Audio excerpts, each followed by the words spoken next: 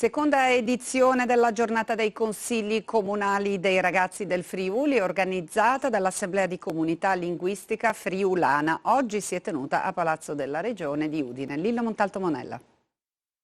Ci sono consigli comunali dei ragazzi che hanno proposto il recupero dei piatti della cucina tipica, altri l'organizzazione di tornei sportivi o di spettacoli teatrali assieme agli anziani, oppure ancora la trascrizione delle vecchie storie in friulano. A Udine, all'Auditorium della Regione, sono state premiate da ACLIF, l'Assemblea di Comunità Linguistica Friulana, alcune delle 14 proposte per la valorizzazione dell'identità friulana. Noi di Gemona abbiamo proposto di fare questo video, questi piccoli video di Gemona, di tradizioni e luoghi, soprattutto di intervistare personaggi che hanno fatto la differenza.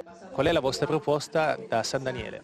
Allora, la nostra proposta è quella di valorizzare i personaggi del nostro comune, del nostro territorio, creando magari, rappresentandoli nelle vie, quelli che hanno lasciato un'impronta a San Daniele, quelli che l'hanno migliorata.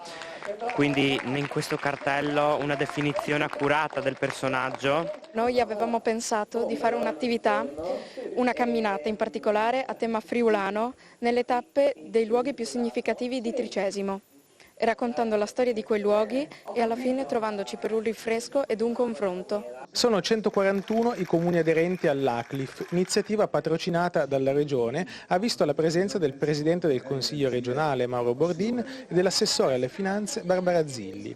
Ai consigli comunali dei ragazzi arriverà un piccolo contributo per stimolare l'avvio dei progetti. Questi progetti noi come ACLIF vorremmo poi seguirli, ma il valore è proprio quello di cercare già dai ragazzi, già dai più piccoli, di passare questa cosa che ci hanno passato i nostri vecchi, e cioè quello di sentirsi friulani.